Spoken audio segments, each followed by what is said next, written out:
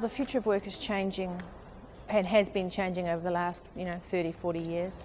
And in New Zealand, the biggest impact, because we are an isolated country, is the shutdown of many industries to globalisation, where workers' rights are not so respected and that workers are cheaper. And so, for example, we've just had all of our train manufacturing closed down as we get our trains made offshore.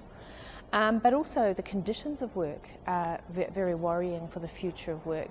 We know wages are stagnant and we know unions are under attack. So if that's the future of work, then it's very tough for working people.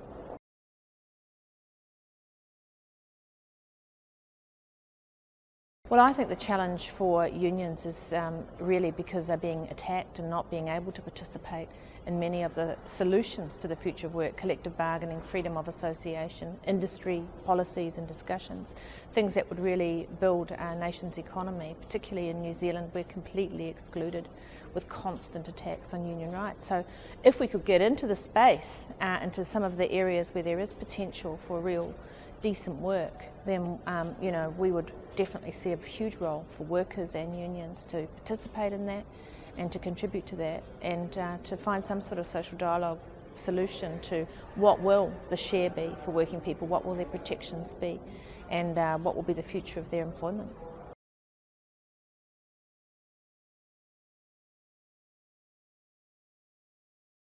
I think trade unions can play a huge role in influencing the debate, particularly because we are connected into industries in the country, but also because we've got the basic public role of promoting good employment conditions, good employment and jobs, and we represent, obviously the most important group, which is the workers. And in New Zealand, 75% of New Zealand families are completely reliant on wages for their economic well-being.